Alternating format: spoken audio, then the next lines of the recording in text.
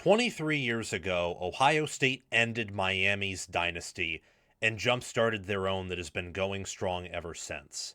But now, Miami, coming off a tough, close, gritty 10-3 win on the road against Texas A&M, has a chance to rejuvenate their success, to jumpstart maybe a dynasty of their own, and to end Ohio State's hopes of repeating as national champions. The 11-2, 10 seed Miami Hurricanes play the 12-1, 2 seed Ohio State Buckeyes in the Cotton Bowl to kick off the College Football Playoff Quarterfinals.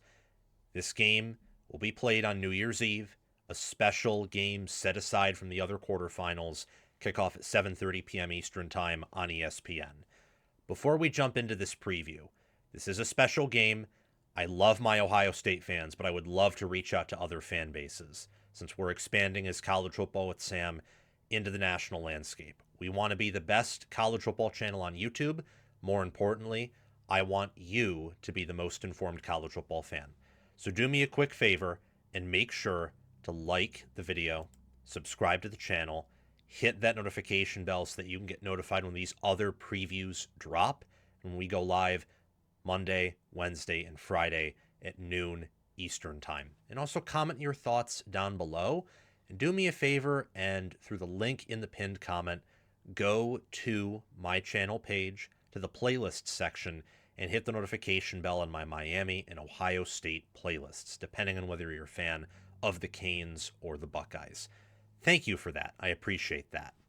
We try to run an elite operation here on College Football with Sam, and I think we do. And to be elite, to be knowledgeable, you have to get down to the data. Film is important. Check. I watched both of these teams. Watched Miami very closely against A&M, watched them against Notre Dame, watched them against Louisville closely, watched them at other points in the year, but those were the main games. And I've watched Ohio State all season long, mostly against Michigan, Indiana, Texas, Penn State. I was even enough of a sicko to watch that entire Rutgers game in its entirety. Let's check what the data has to say. These teams, in my mind, profile, I would say, somewhat similarly. Don't get me wrong. Ohio State is favored by 9.5 points. They're not the same team. I'm not talking about the level of team they are. I'm talking about their profile, what they want to do, who they actually are, what their results bear out on the field. There are differences, of course, but one thing that makes them similar is, despite the fact that offensively, the efficiency metrics will tell you these teams are very effective and among the better offenses in America. And I think Ohio State's is, Miami's is, good. But their defenses are functioning in an entirely different stratosphere than their offenses are. Seriously. I think a great point to be made about that is that Ohio State has Caden McDonald, Sonny Styles, Arvell Reese, and Caleb Downs. They have 4 first-rounders on that defense. And who knows? Someone else there might be. So let's just say maybe for argument's sake, 4, maybe 5. Offensively, and they're all at different positions too, at all different levels, Ohio State offensively only has 2 first-rounders that we know of right now on offense. And they're both playing the same position at wide receiver, both on the field at the same time, different wide receiver positions, but receiver nonetheless. The defense is more balanced. It has a higher upside. It has a higher floor. And it's the same thing with Miami, where Miami has a really good receiver named Malachi Toney. They have a good running back in Mark Fletcher. Carson Beck is who he is. And their offensive line is really, really good. It's the best O-line in this game, don't get me wrong. But it pales in comparison to what their defense is, with Akeem Mesidor and with Ruben Bain Jr. and Ahmed Moten Sr. and David Blay on that defensive line. And, I would even say their secondary, when healthy, is probably better than their receiver core. You see this bear out in metrics, where Miami is 6th in defensive points per game allowed, allowing 0.28 or 208. My apologies. And they're scoring 0.462, which is 26th. They're outside the top 25 in offensive points per play. Ohio State is 14th in offensive points per play, averaging 0.5. They're scoring a half a point per play on average. That's really good, very efficient. Their defense, though, is only allowing 0.156 points per play, which is first. They're only one of 3 defenses to allow less than a fifth of a point per play. Themselves, Texas Tech, and Indiana, who I think are the top 3 defenses in college football right now, and probably significantly better than fourth, whether that be Oklahoma, or I would actually argue that's probably Miami after the first round, and watching Oklahoma's defense at times struggle against Alabama, and Miami's just completely lock A&M's offense down outside of maybe 1 or 2 big plays and 1 or 2 sustainable drives. Ohio State is second in defensive efficiency, 6th in offensive efficiency. I would say that they're probably better than that defensively and worse than that offensively. 123rd in special teams. Yeah, that figures. Miami, 71st in special teams efficiency, 6th in defensive efficiency, 19th in offensive efficiency. Much like Ohio State, special teams go figures. Defense is probably a bit underrated. Offense is probably a bit overrated. The Buckeyes are top 2 unanimously in almost all power ratings. First in S&P Plus, first in game control, second in FPI, FEI, and efficiency, only behind Indiana there. Miami is top 10 unanimously, which still some playoff teams can't say. Ole Miss can't say that. Alabama can't say that. But Miami is not quite top 5. They're not as good as Ohio State, Indiana, Georgia, in my mind. They're not in that upper tier. 7th at FBI, 6th game control, 8th efficiency, 9th in S&P Plus and FEI. So we're going to really, in this preview, take the angle at times, what does Miami need to do to make this close? What do they need to do to cover? And then what advantages do each team have over the other? Because Ohio State's a big favorite. They're the biggest favorite out of all quarterfinal teams. And a big part of the reason why that is because Ohio State is a better version of Miami in a lot of ways, though it's not quite 2021 Georgia-Michigan theory where they're the exact same team and one team is better at everything. You're not there. But in terms of which side of the football is better and whether or not defensively the run defense is better or the pass defense is better, I think they're very similar in that regard. One area where I think they might share a similarity, but Ohio State's again better, is quarterback. Both of these quarterbacks are not run threats, though they can occasionally scramble for additional yards. Both play like veterans. Beck actually is, Sayin at this point is, but he's pretty young. Both are fairly accurate, Sayin much more so than Beck. Both, when under pressure, can crack in a way that other quarterbacks just do not. For Sayin, I attribute that to his youth.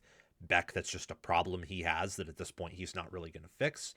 Sayin's better, superior in QBR, passer rating, has thrown more touchdowns. He also has a better supporting cast at receiver and running back for sure. Does not necessarily have the same pass protection Carson Beck does, though. And I think he handles the pocket better than Carson Beck does. Does not get happy feet as much as Carson Beck might. He also set the record for regular season completion percentage. So Sayin's a guy, and if Miami is going to match Ohio State, they're going to need the efficient version of Carson Beck to show up and not the inefficient, very turnover-prone version of him to show up. Some key players for the Hurricanes to pay attention to. It mostly revolves around their defensive line. Linebackers, with Mohamed Toure leading them, is good. Their secondary, when healthy, with O.J. Frederick, Keontae Scott, Xavier Lucas. That's a good unit, too. Don't get me wrong. Zechariah Poyser, hopefully he's healthy. But their defensive line is their non-negotiable. We'll get to Ohio State later, but Ohio State's actually pretty similar in that regard. A lot of people like to talk about downs and their backers, and I love to talk about them too, but their defensive front's probably the better part of their defense too. For Miami, that's obviously the case. That's known to be the case. I mean, their best defensive player in the backfield, I think, is nickel Keontae Scott. And Keontae Scott, his presence is most felt on the line of scrimmage. You saw that against Texas A&M. Making several TFLs, pressuring the quarterback, getting multiple sacks, physical tackler.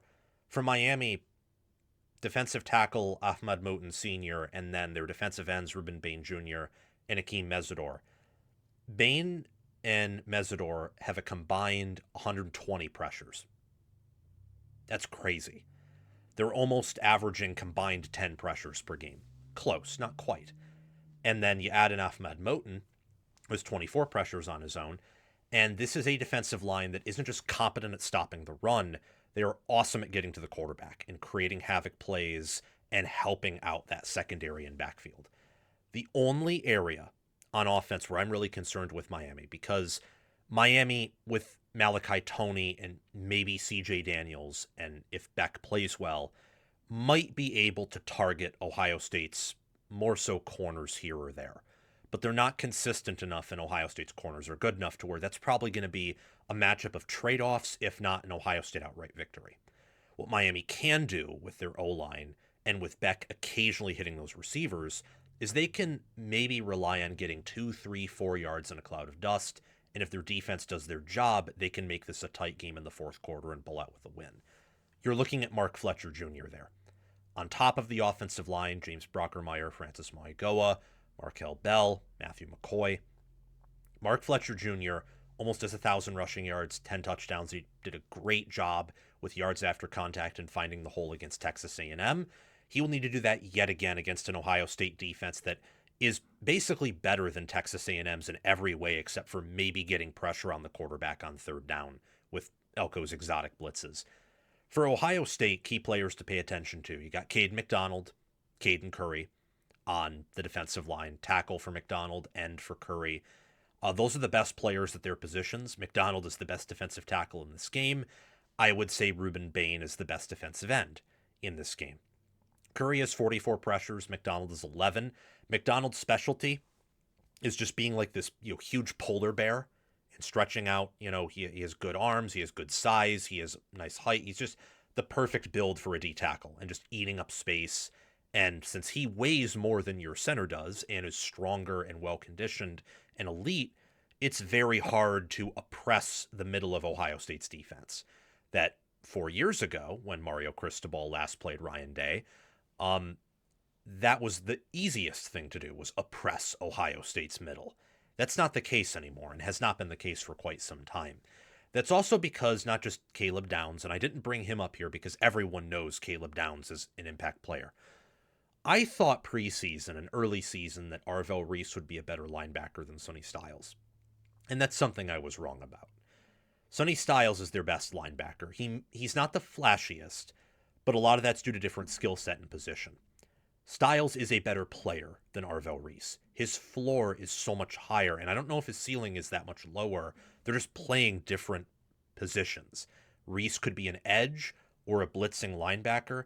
Styles is a linebacker, but also played safety, and I think you see that with how well he tackles and with how he reads defenses, and he's always in the right place at the right time, and that speaks to everything about him: his build, his brain, his instincts. He's the perfect linebacker. Offensively, I'm looking at Jeremiah Smith, obviously, but another player to pay attention to is running back Bo Jackson. Bo Jackson is the rushing offense for Ohio State. The left side of their offensive line is great. Not quite elite, but very close. It's much better than it was last year. The right side, I would say, is similar, if not weaker. Tegra Shabola won't play here, and that could be a good thing. It could also be a bad thing. Like, there was a reason he was starting for those 13 games. I think that in watching how he played against Indiana, and even against Michigan, but especially against Indiana, where there wasn't really a play where Ohio State was blocking well outside of a handful, his yards after contact has been a very valuable thing for them. You saw it a bit against Michigan, same with making people miss. He didn't really make people miss against Indiana, but it was all yards after contact. There were plays where his offensive line was still at the line of scrimmage, and he's 4 or 5 yards downfield, kicking his feet to get more. That's very valuable to have for any offense, but I think especially Ohio State's, where they have a good passing offense. It's just whether or not they can sustain that with the run. And he's involved in the passing game too, as usually a receiver out of the backfield or just a, check down valve or safety valve. So he's an impact player here because much like A&M utilized screens or tried to do so, Ohio State can have somewhat of a similar effect with Jackson where they can target him behind the line of scrimmage. And if you don't tackle him well or he gets going, he can go down the field for a big gain. And Miami's going to have to make sure they stop him right where they meet him because he's a yards after contact merchant. And I've been very impressed with his play this year. Both of these coaches are different. I have respect for them. I do like Ryan Day much more. Nothing personal. It's just the game manager side of it. Mario Cristobal's rebuilt Miami. I don't really care what anyone says. I know people got on me when I said Texas was back after, what they did in 2023. And those same people are probably saying, well, Sam, they went 9-3. They're not actually back. No, they are. The reason why this season was a colossal failure, despite them going 9-3 with a tough schedule, is proof that they are back. Miami is back. That win over Texas A&M solidified it. Now, by back, all I mean is that they're actually a national title contender here moving forward, or at least they're going to be in that conversation. Ohio State has been that way for 2 decades, if not maybe a little bit more than that now. And for definitely 2 decades every year outside of 2011, they have been in that conversation. And yet, Cristobal has that 1-0 record against Day head-to-head. I don't really care about that much. I think it does show that Cristobal's good at building a roster, because to have ever beaten Ryan Day, you have to have something on your roster. Even 2024 Michigan, the reason they beat Ohio State that day is because they had an amazing defensive roster, and they had just enough on O-line and running back to extend drives. And they had a good kicker. So that's what I like about Cristobal, is he's a program builder and an elite recruiter. Day, I would probably put him in that conversation too, but he also took over Urban Meyer's program and is at Ohio State. And I would say he's those things, but some will say, and understandably so, that, he's maintained this and credit to him, but could he build a program back up from the gutters? So what I like about Day is his strategy, his ability to, whether it's 2020 or 2022 or last year, every time they get in the playoffs, they have a really good game plan coming out. Like Tennessee destroyed them. Georgia in 22, they destroyed that defense. Clemson in 2020 destroyed them. And we'll see if it happens this year. There's a decent chance that happens again with all that time off. And then we've seen, as everything, when, you start playing games again, things regress to the mean. We saw that last year where Ohio State started playing tougher defenses and the breaks weren't as long and they couldn't sustain the same offensive success, but they were so good and so well coached and their game plan was amazing that they won every game. Day's an elite coach, and I am curious to see in this game whether or not Day has the advantage over Cristobal that I think he does. I think that Day is a better game manager, a better play caller. I think that he has done just as good of a job at Ohio State, even relative to where Ohio State and Miami started out, as Cristobal's done at Miami. I mean, he's taken Urban Meyer's program and taken it to another level. If Ryan Day were the coach at Ohio State pre-NIL and transfer portal rules, I think the majority of his teams would be obviously better than a lot of Meyer's teams. I think he's a better coach than Meyer and a better program builder. Much more, he does a lot more sustainable things, and I think is more open to adaptation and more of a fresh face. I mean, I have a lot of respect for Ryan Day. I think people that have followed me for a while, some of them have even called me like a Ryan Day, patsy, or someone who just blindly supports him. It's not the case, but I do think that he is very good at his job, an elite coach. Let's look at some deeper metrics here, some game on paper metrics. Look at how well Ohio State's defense overlays on Miami's offense, where really the only area where Miami could have an edge over the Hurricane or over the Buckeyes, an edge over themselves, whatever, would be pass protection versus Ohio State's pass rush. That's what a lot of the havoc plays are, where Miami doesn't allow many combined turnovers, tackles for loss, sacks, negative plays, stopped plays. Ohio State doesn't force a ton of those, but they don't really allow much else outside of that. And I just, I'm kind of speechless at how Ohio State's defense is, how good they are, where they don't allow explosives almost ever. They stop you in the run. They dominate you at the line of scrimmage. That's actually the most glaring thing about this defense, and it was the case with last year's defense too. After Knowles adjusted his defense, where you could not move them off the ball on the line of scrimmage, and if you did, it was a holy cow. Either they're tired or that's a very rare miss. Looking at these numbers too, just like put them into context, the EPA per pass, per rush, all these different things that I can't talk about all of them because otherwise this video would be an hour long, but I bring them up so that you can look at them and also lead you to GameOnPaper.com to look at these numbers and to put them into context. Ohio State's defense is going to outdo Miami's offense and beat them at mostly everything except for pass protection versus pass rush. And maybe that could go a little bit in terms of O-line, D-line, where I think it's pretty even there. Where Ohio State's better at everything, Miami might be better at pass pro than Ohio State is at pass rush, though I think Ohio State's pass rush is phenomenal. Wouldn't be shocked if they were to get to Beck often. And maybe Miami's O-line can hold their water against this unit, but that's a tall ask against the number one defense in America.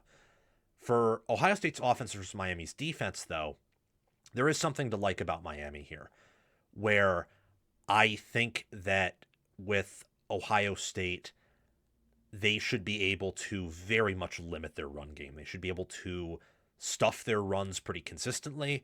They should be able to at times get penetration and generate TFLs. And in terms of pass rush, Miami, when you look at, that havoc percentage there, Miami should be able to have a better pass rush than Ohio State has pass pro, though it is close. Ohio State's offensive line is a great, if not at worst good, pass blocking unit. I think, too, that with that in mind and with how Sayin against Indiana handled pressure and how Ohio State looked against the best defenses they played all year, that being Texas and that being Indiana, I think there is something to be said here that could also affect their passing offense, where I love Jeremiah Smith and Carnell Tate against these DBs. Way more than I did against Indiana's DBs. Indiana's DBs aren't just on average probably better from an NFL angle, mostly because of Pons, but they're much more disciplined and yeah, they're just better. They're better college players. Some are even better NFL players than what Miami has. But you can probably get something similar to Indiana where there is so much pressure on Sayin and the lines being put in a blender and you don't have a reliable rushing offense to where if Ohio State, doesn't change their game plan, and I don't know if they can. Like they could last year, but last year's team was more veteran, it was deeper. In terms of points per play margin and efficiency metrics, it was actually better than this year's team was. I don't know if they can do that this year. If they keep trotting out the same game plan they have for 13 games, it will be hard to move the ball against this Miami defense. If they can somehow change it up to where they can be pass first and pass all over the field and protect Sayin more often than not, or really shut down Miami's pass rush, then they could score a ton of points on this defense. But I don't know if that's tenable. I don't know if that's likely. I don't really know how possible or realistic that is. And here are some more numbers from Game on Paper. Net stats, success rate. Ohio State mostly owns Miami in all of these areas. They're the better team. It makes sense why they're favored by 9.5 points in my mind. That's pretty accurately priced. One area where Miami is better is net field position, and special teams efficiency too would tell you they have the better special teams.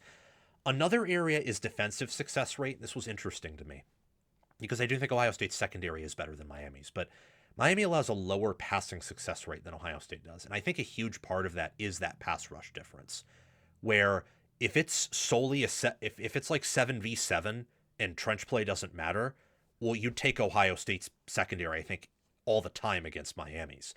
But if you're looking at like pass rush from a defensive perspective, you would take Ruben Bain, Akeem Mesidor, David Blay, and Ahmad Moten Sr. You would take them over Tywone Malone, Caden Curry, Kenyatta Jackson Jr., and Cade McDonald. You would. And it also has something to do with, strength of schedule, even though they're sort of similar there and those different things. But that shocked me, and I think that's where Miami's path to victory could lie, would be their pass rush, and then if the game's close enough, maybe special teams, if they can, correct from the kicking disaster against A&M, they could come through and make a play there. Keys to the game, speaking of that, wide receiver separation, yards after contact, pass protection, and quarterback awareness, along with tackling. Which quarterback takes more unnecessary sacks? As one of my friends, Brandon, on Twitter always says, stats are a QB statistic. And unless your offensive line is really getting destroyed, that is mostly true. Whoever takes more unnecessary sacks here is probably going to lose, based on the matchups I'm seeing and how both of these teams have played through 13 games. Who earns more yards after contact? I think Mark Fletcher Jr. and Bo Jackson are very good at this, where even if the play isn't well blocked, or even if it is, but they just need that extra yard or few yards. Well, we just saw Fletcher stiff arm a guy for 15 yards down the field, and I've seen Bo Jackson on plays that are either well blocked get additional yards, or on plays that aren't well blocked, he makes a guy miss and turns nothing into a big play. Wide receiver separation is key. Ohio State should, and I think definitely will win there. But if Miami just gets some, that's huge for them to help open up their offense. And then for pass protection, both units are top 20 per PFF. Miami's is top 5. Ohio State's is 17th. Who protects their quarterback better? That's going to be huge in this game, where I think we know if one team is to put together a more sustainable rushing attack, it's Miami. If one team is better overall, it's Ohio State. The better overall defense is Ohio State. The better passing attack is Ohio State. Ohio State has the vast majority of advantages here. The pass rush is the potential neutralizer on part of the Miami Hurricanes, and Ohio State tackles at a perfect level. Can Miami match that here? If they can't, even if they get good pressure, they're not winning this game. I strongly believe in line of scrimmage dominance and winning the trenches. And this is an area where if one team here is to win the trenches, it's Miami. And that's because Miami probably has top 5 line of scrimmage in football. Like, Ohio State's very good there. Their defensive line is insane. Their offensive line is good. Miami's offensive line is great, and they have the best offensive lineman among these lines in Francis Mauigoa. I would say their defensive line's also slightly better than Ohio State's. But what I also believe in is winning the coaching battle and the better overall team just winning straight up. And defense wins championships, and Ohio State checks most of those boxes. I am leaning with Ohio State here to possibly cover. I'm going to go against that and say that Miami covers, but I'm also going to say that I think Ohio State leads or ties for the entire game, and it feels like a double-digit win, but it isn't because of how both these teams have played. Ohio State loves to turn it down. They love it, and I know with Day calling plays, maybe they'll go up tempo. But I can't count on that, especially when the tempo and pace this year has been even slower than it was last year, and last year's team had double, if not triple, the amount of like proven day 2 or day 1 talent that this offense does. Like, the defenses are similar. In fact, after the Indiana game, I almost have a hard time saying in totality that last year's defense is better than this year's defense. This year's defense is insane. But the offenses have noticeable differences. There's a drop-off at running back. There, I think, is a drop-off at wide receiver. I think playoff Will Howard was better than what Sayan has showed us so far, mostly in terms of not taking sacks or not getting as flustered. And I think that Donovan Jackson would be the best lineman on this team. And as mediocre as some said Josh Fryer was, I think he would help the right side of this offensive line right now. So it's different. And I think that Miami will do enough defensively and force enough punts and maybe turnovers to make this a very close game. But since Miami doesn't have stellar special teams, since Beck is turnover prone, and I think Ohio State's better coached and the better team, I think they're going to handily control Miami and win this thing. I'm just not so sure if they're going to exactly cover the spread. Thank you guys so much for watching. Make sure to like, subscribe, and hit that notification bell. Would love to have more Buckeye fans and Hurricane fans and college football fans following this channel consistently, as always. See you guys soon in the next one. No team west of the Mississippi River has won a national championship since 2005. That was the Texas Longhorns beating the USC Trojans in the famous Vince Young versus Reggie Bush and Matt Leinart Rose Bowl. That was a classic. This game not only has a chance to be a classic between two teams west of the Mississippi River in Oregon and Texas Tech, but the winner of this game can be the first team from the westernmost part of the lower 48 states to win a national title in 2 decades. 12-1 Oregon, fresh off a big win over James Madison, travels to the Orange Bowl, where, strangely enough, this is going to be a noon Eastern time game. It's going to be a 9 a.m. kickoff for the Ducks. They face the Texas Tech Red Raiders, also 12-1, but Big 12 champions, and their last game was playing BYU in the Big 12 championship game. They will have an 11 a.m. kickoff from their time. So, going to be an early wake up for both of these teams, an early morning. And between two teams that are power rated top 5 nearly unanimously, and that have a ton to throw against each other. Before we start, please make sure to like the video, subscribe to the channel, and hit the notification bell. And also comment your thoughts down below, and through the link in my pinned comment, look for my Texas Tech and Oregon playlists and hit the notification bell on those. I'd love to get more Duck and more Red Raider fans. Would love that. My job here is to not just make this channel elite and provide elite analysis and get more subscribers, viewers, and earn more money. It's to make you the most informed college football fan. And that's my goal in these videos. So thank you for the support. Thank you for making this a wonderful ride. Hopefully one day we can hit 100,000 subscribers and even one day 1 million. And I'm confident we can definitely do the former. The latter hasn't been done yet, but Josh Pate probably will. So why can't we at some point? Oregon's only favored by 1.5 points. It's a true neutral field game where Texas Tech is technically only half the distance of Oregon, but this is a game far away from both of these fan bases.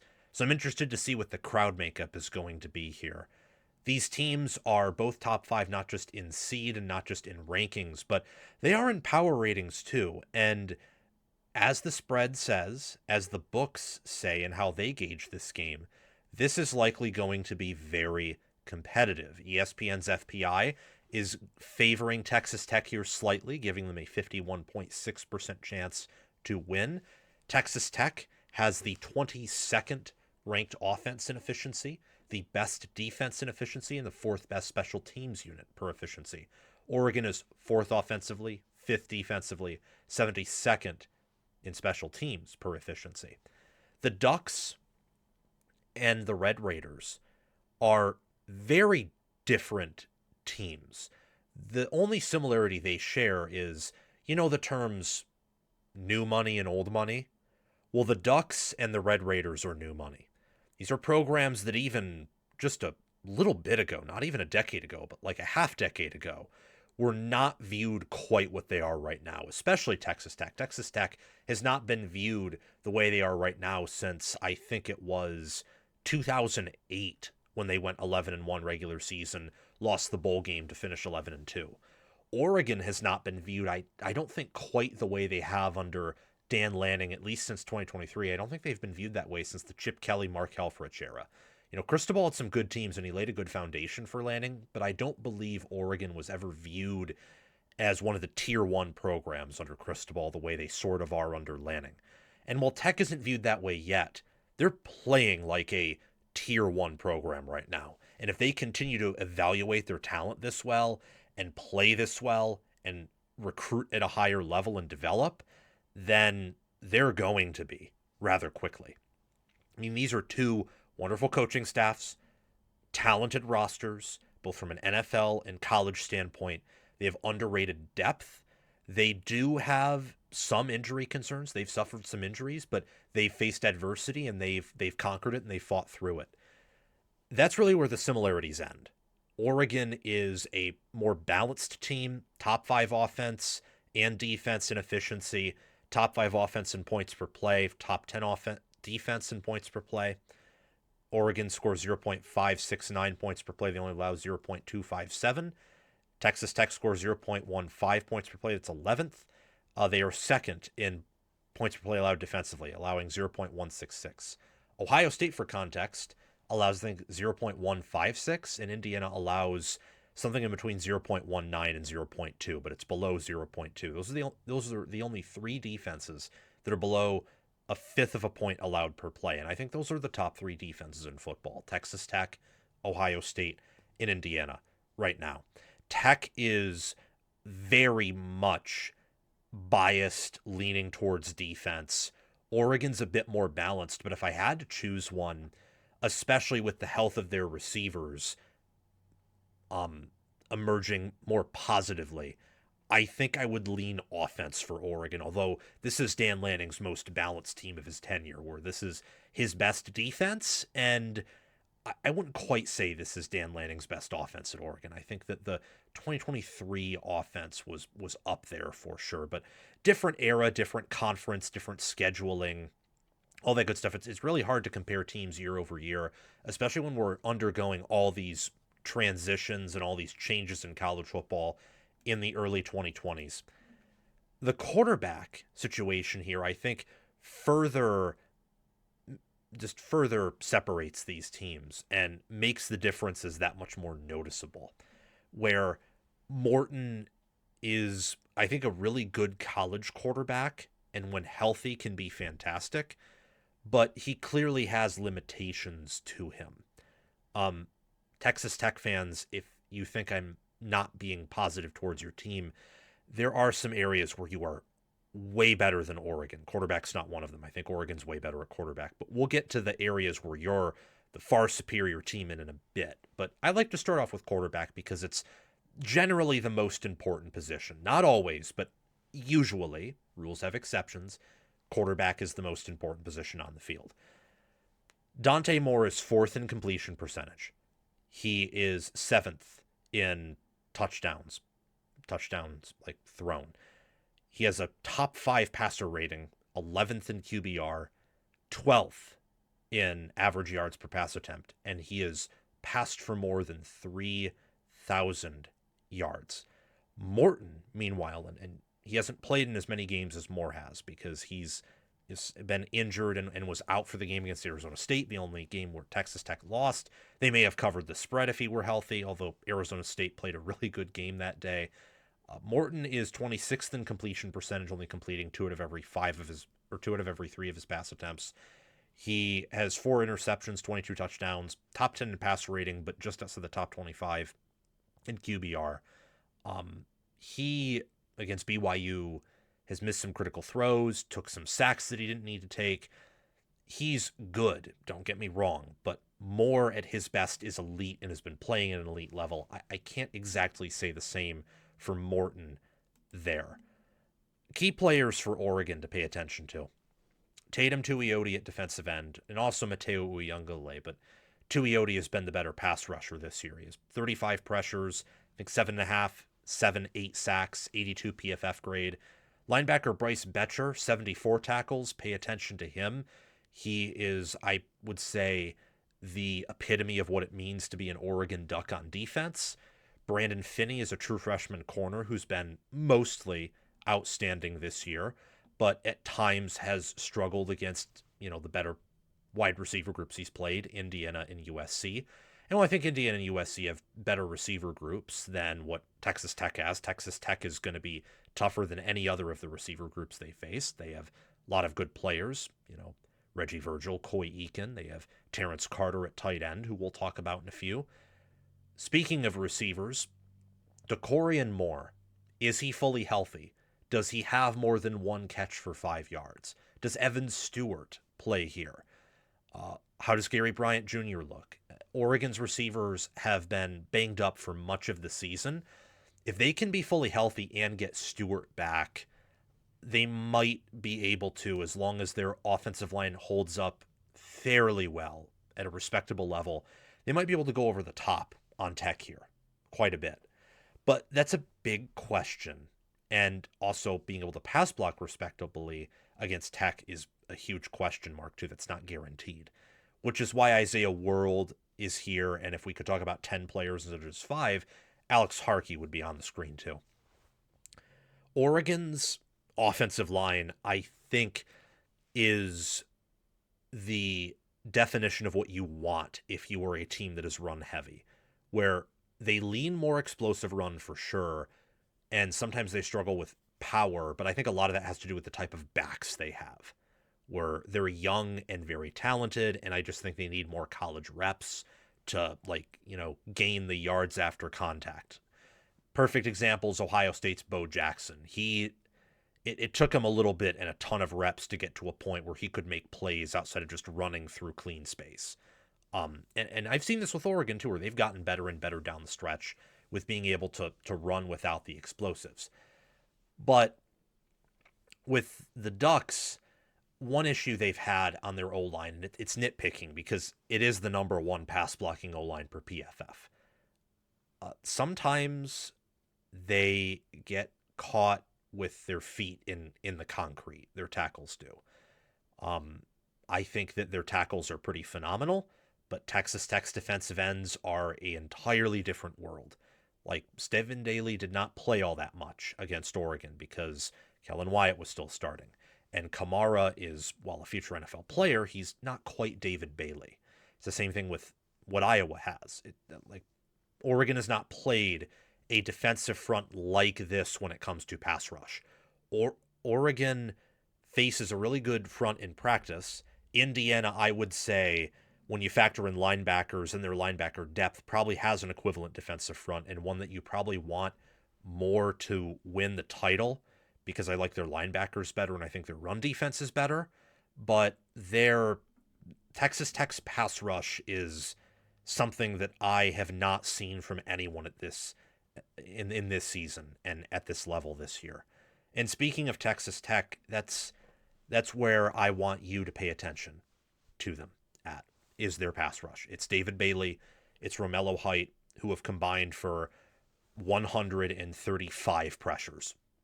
They're averaging, just both of them, not talking about AJ Holmes, not talking about Lee Hunter, not talking about Jacob Rodriguez, Ben Roberts, any of the pressures they get, or any of their backups.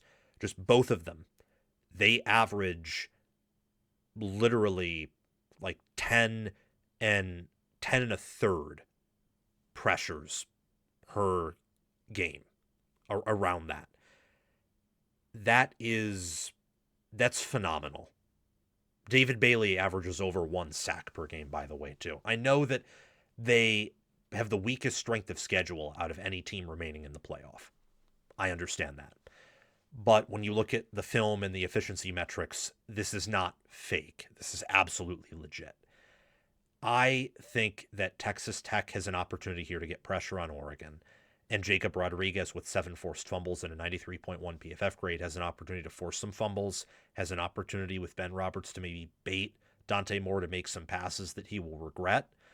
And look, this might be the best defensive front in America, and I think it's certainly the best defensive end duo in America, maybe the best defensive line.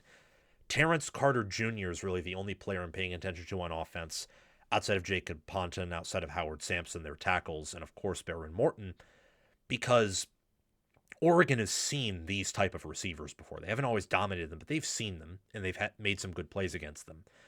I don't think that Oregon has faced a tight end like Terrence Carter Jr. yet, who has that much production and has shown himself to be reliable time and time again. So I'm curious how Texas Tech uses him and how Oregon tries to take care of him or factor him out of this matchup, because he is a force with 552 receiving yards and 5 receiving touchdowns. The coaching matchup here is intriguing, as these two have played before. It's weird. There's a lot of coaching matchups here where they've already faced each other. Like Mario Cristobal and Ryan Day. People won't always know this, but they played before. They faced off against each other, and surprisingly enough, Cristobal actually won that game. 2021 Oregon versus Ohio State. These two have played each other before in Lubbock in 2023, where this was when Tyler Show was the quarterback for Texas Tech, now starter for the New Orleans Saints and doing pretty well. Oregon won 38-30. Jeffrey Bassa had a late pick six. Texas Tech at one point was winning that game. It was back and forth. It was probably Oregon's worst performance, or one of their worst performances in 2023 as a whole. That team went on to crush Utah later that year, and they played a runner-up Washington close 2 times. So there's some familiarity there. And I think that these coaches are pretty similar, where their main selling point is they will build up your roster and they will recruit at a high level and they will connect with the kids and the young men in the locker room. There are some differences, though. I think that McGuire's recruiting is more well known because Lanning is a elite and phenomenal recruiter, but he's also been at Georgia and Oregon, which can to a limited degree sell themselves. McGuire is a Texas high school coach who went to Baylor under Rule, stayed there under Aranda, and now has built Texas Tech from the ground up with excellent roster assessment and scouting, and he's leveled up Texas Tech recruiting. So I think both these coaches are really similar. I think Lanning is the better coach. I decided to tab Lanning as more of an aggressive coach because that Penn State game and parts of the Indiana game and like parts of the Washington game and just really much of his tenure at Oregon has been defined by we're going to take risks, and we're sometimes just going to, it feels like sometimes they're not even calculated. It's just taking a risk to instill a certain mindset and to take the risk. And it's paid off. It paid off against Penn State this year, paid off against Ohio State last year, the first time around. I'm excited to see this coaching matchup here, especially since I think Texas Tech is their best staff under McGuire, and they've had a whole month to prepare, and they've probably been preparing for Oregon this whole time. I want to move on to some pie charts and nice numbers here that I enjoy showing. I'm a numbers guy, an analytics guy. I pride myself on that. Am I perfect? Well, no one is, but we try to be elite here. We try to run an elite operation. And a part of that is diving deep, looking at the data, and especially for a big game like this in playoff games, and in the future, you'll see this for even some regular season games, though very few, I want to bring out the pie charts and the game on paper metrics, all of them that I look at. And when you look at how these teams match up with each other, I think you can quickly come to the realization that both defenses should have an edge over both offenses. This is especially the case with Oregon's defense over Tech's offense, especially the case. But it's also the case with what Tech has over Oregon from their defense versus the Ducks' offense. Case in point, Tech is defensively 5th in EPA per pass and EPA per rush. Oregon's 23rd in both of those areas. Tech is 1st in early downs EPA per play. Oregon is 13th. And Tech is ahead of Oregon in 3rd down and 4th down success rate, and they're about the same in average 3rd down distance. The only area where I would say Oregon is definitively better than Texas Tech in terms of how Oregon's offense matches up with Texas Tech's defense is the explosive run. Tech does not have a ton of explosive runs. They don't really run that well, honestly. Occasionally they do it out of shotgun, but their run game is very boom or bust. Oregon's run defense and offense should be better than Tech's here when averaged out. Tech has the best rushing defense, I would say, but Oregon's rushing offense is just so dramatically better than Tech's that when it averages out, Oregon's rushing game in totality, offense and defense, is superior. But outside of that, for Oregon, like maybe being able to pop an explosive runner here, maybe being able to pop an explosive play, look at that pie chart And Tech's defense is ahead of Oregon in so many categories. And yes, again, because people bring this up, well, they played in the Big 12. I know, but with all due respect here, Oregon's offense, we've seen it against Indiana, we've seen it against Iowa. We saw it against Penn State, where it's an offense that's really, really good. Don't get me wrong, and it could even be elite when healthy. I would take Indiana's over it in the Big Ten, but it's probably at that same level with Ohio State's. More explosiveness than Ohio State, but Ohio State's a bit more reliable and has that higher floor. Um, they haven't exactly been, scoring in the high 30s or 40s every game. Part of that's because of the new clock rules, but Oregon can have busted drives. Dante Moore has thrown some dumb interceptions before. Oregon can be a bit boomer bust themselves, like a much more calm version of Texas Tech's offense. And they have had games before where, like against Indiana, they, gave up a good amount of sacks and negative plays. And one thing, when you look at the top three defenses in football, that's Texas Tech, Ohio State, and Indiana.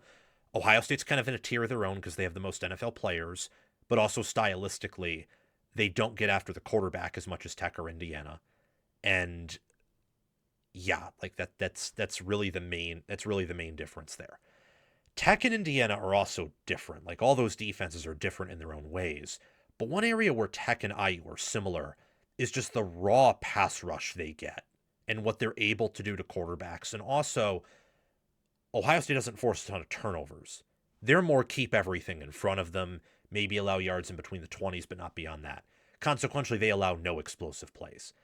Indiana here and there will allow explosive plays. Tech maybe allows a little bit more than Indiana. But Indiana is king at getting turnovers, as fundamentally sound as Ohio State in tackling, and their run defense is phenomenal. They get to the quarterback. Tech is probably the number one defense at getting to the QB. And that's just from their D line. We're not even talking about disguising coverages or their linebackers being super intelligent and reading the quarterback and reading the defense, or reading the offense. They absolutely here have a shot to mess with what Will Stein and Dante Moore want to do and take away enough of the run or get them behind the chains enough to make this kind of the game that Tech needs it to be, which now we're transitioning into Oregon's defense versus Tech's offense. Tech's offense is a kind of one-dimensional unit that has enough explosiveness in both the run and the pass, and more than enough explosiveness in the passing game, and enough depth at receiver and good enough protection on the offensive line to where they will move the football well in between the 20s and kick a field goal and occasionally get a touchdown. But they're kind of just what they are. They're not an offensive team. This is a top 25, maybe top 20 offense paired with an excellent defense. In that regard, very imperfect analogy, but just bear with me.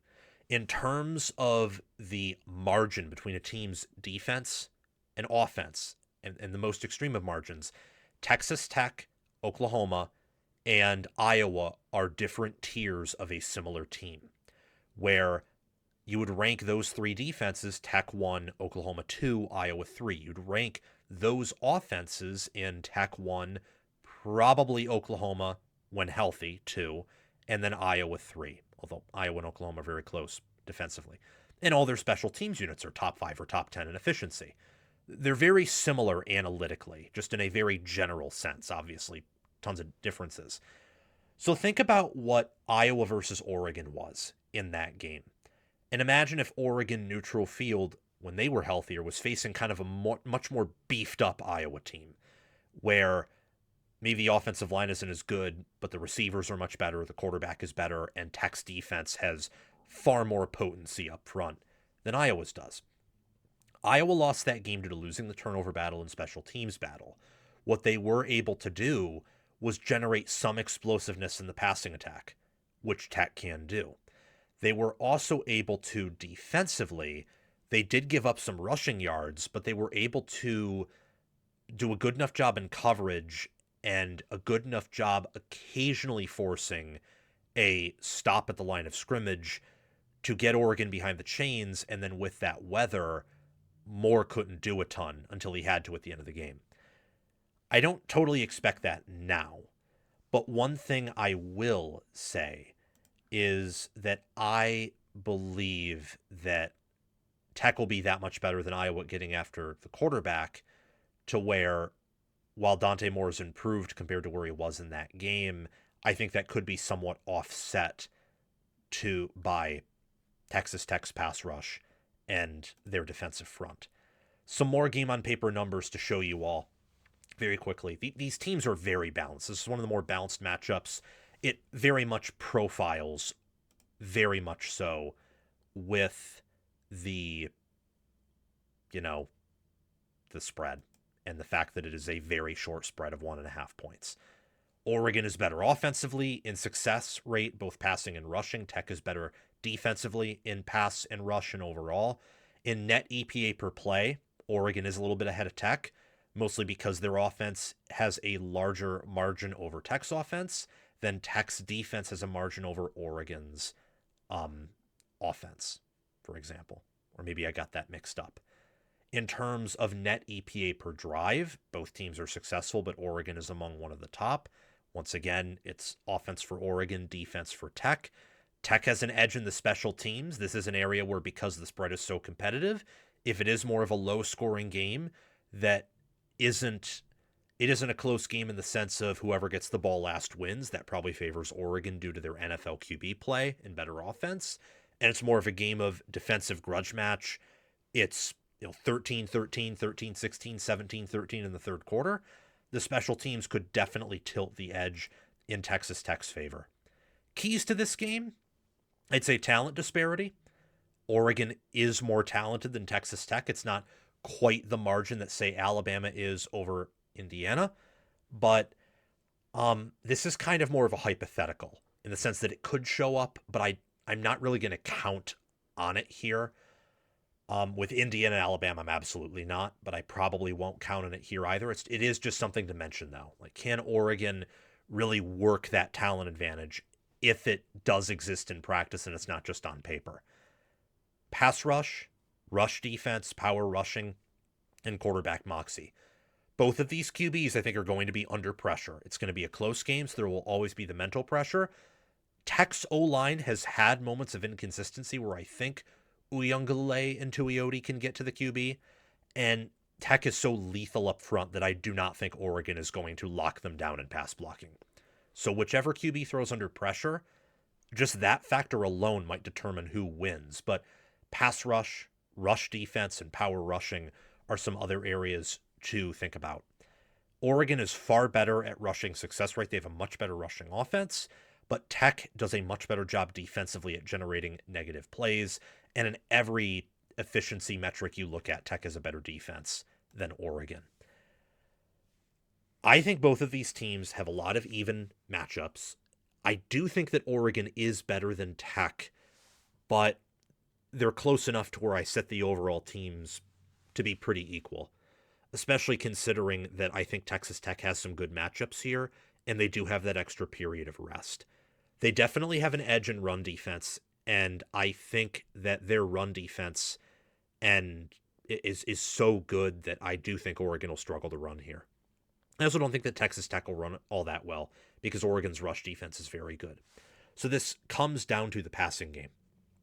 And while I think there will be moments where Texas Tech gets Oregon in passing, I do think that Oregon's secondary will play better here than they did against USC or Indiana.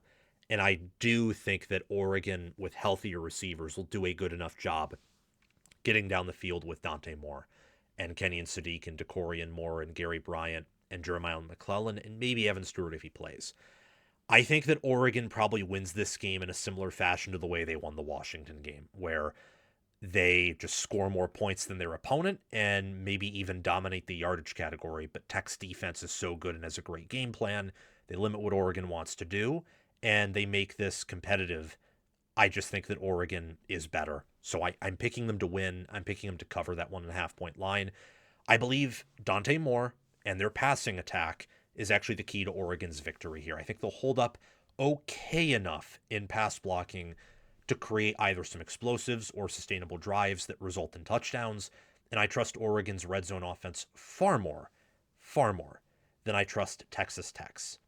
I don't think it'll be a dominant win. I do think it will be close. But I think fourth quarter, even though it will be close, you will have an idea that Oregon is going to win because of how this game is being played and because their quarterback is making better decisions, is more trustworthy. And in a close game, when it gets down to crunch time and you have to throw and not pass, you'd rather put your hands in Dante Moore than Brycen Moore in that Texas Tech offense. That's all I have to say here. Thank you so much for watching. Make sure to like, make sure to subscribe, hit that notification bell. We will see you all in the next quarterfinal preview. Alabama and Indiana face off in the most historic matchup of 2025 in the College Football Playoff's most historic venue, in the Rose Bowl. Alabama is the 10th seed. They beat Oklahoma 34-24 last Saturday. They are 11-3.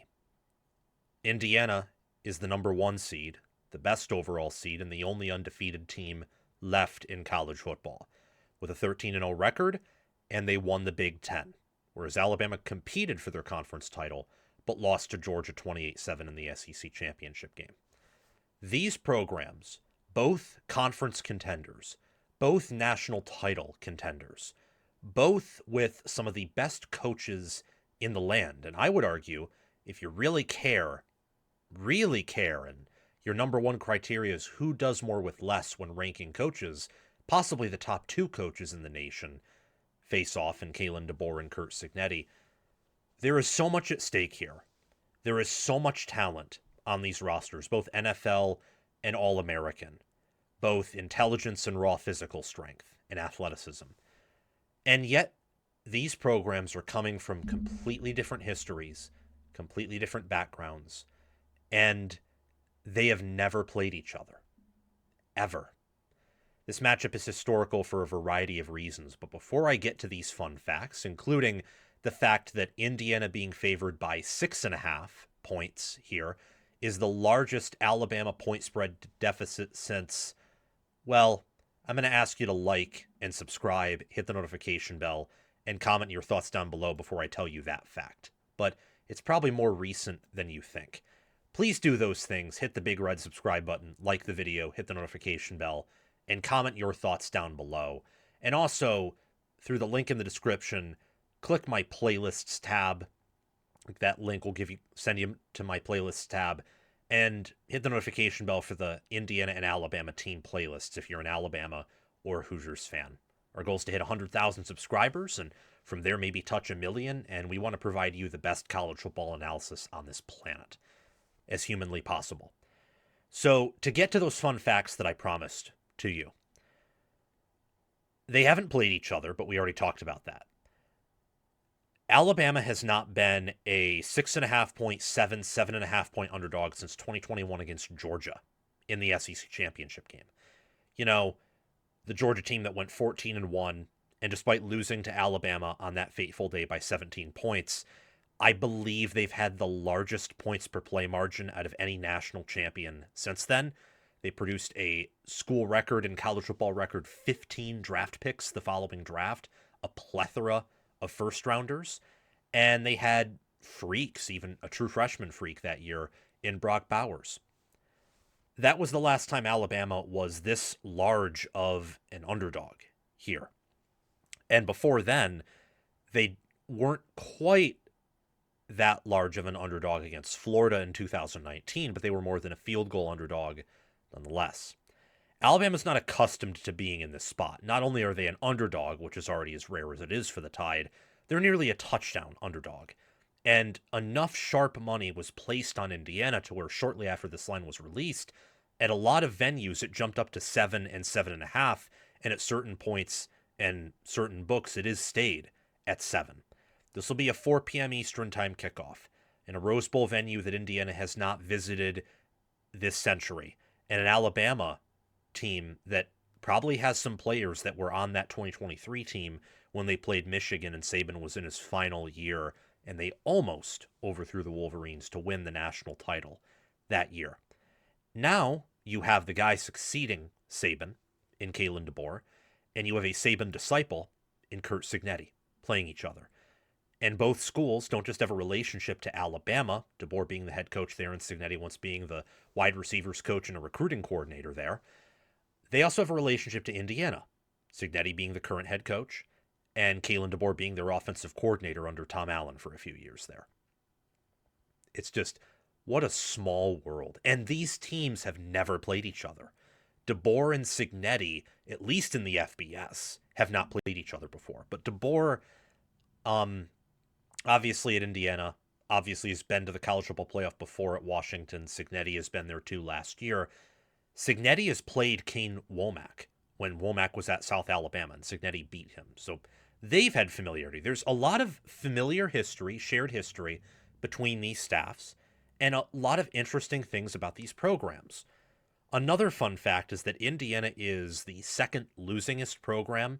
They were the first before Cignetti got there in college football.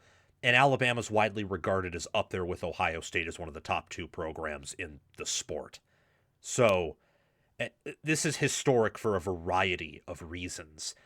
And what's hilarious, I've had the analytics up here on the left-hand side of the screen for a minute, but Indiana is given a 71.4% chance to win per FPI.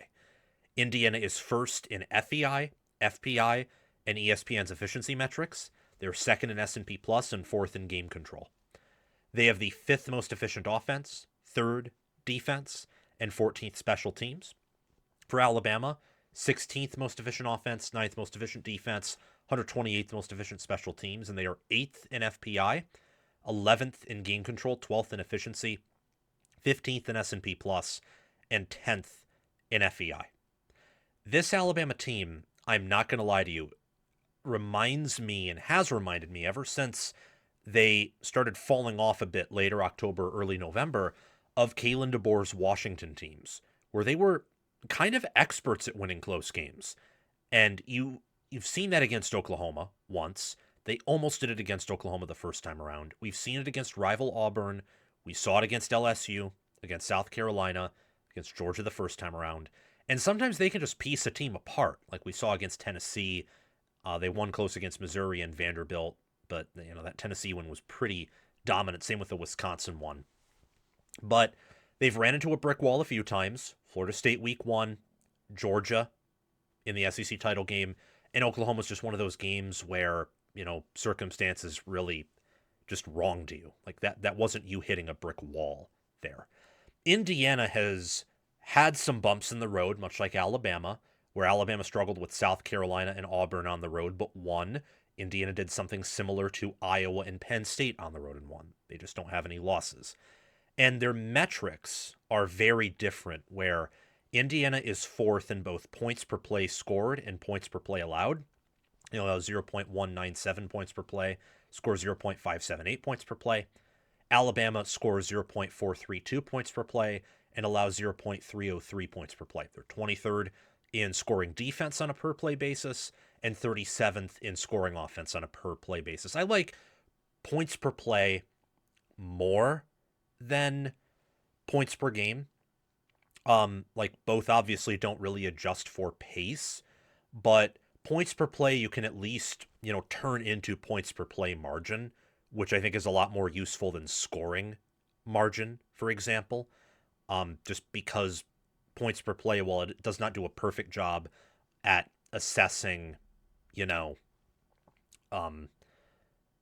tempo and pace and what an offense wants to do, I think it does a better job at that than just total points per game, for example. It's a more granular look at scoring offense and scoring defense. Metrics heavily lean Indiana here.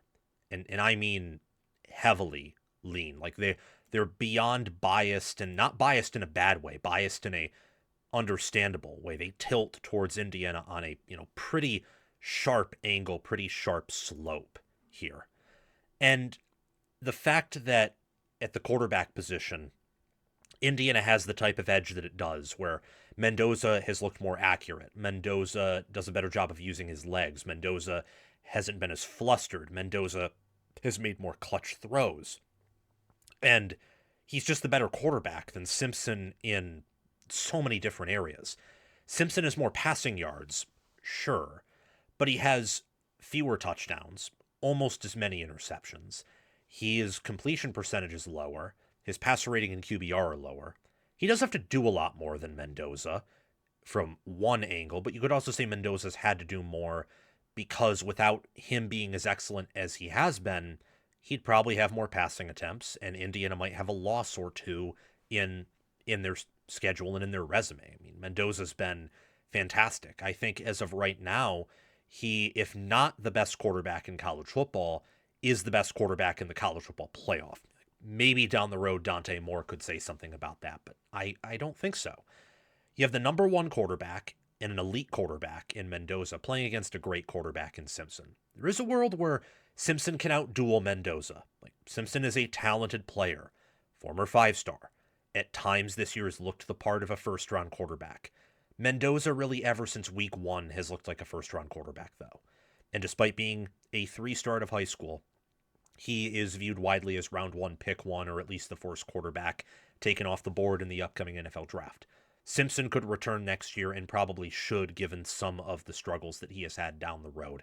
Looked a little bit better against Oklahoma, but I would also like to add that whether it is the Ole Miss game or the Texas game, Oklahoma's secondary has had some issues this year against just some of the better passing offenses they've played. Not even ones that are as good as, say, Ohio State's, for example, or even Indiana's, just better ones. So I don't know if Simpson looked better against Oklahoma because he actually was better, or if it's just because it was maybe a combination of him being healthier in a matchup that may have favored Alabama there with their receivers against the Oklahoma defensive backs. It's going to be a good quarterback matchup, though.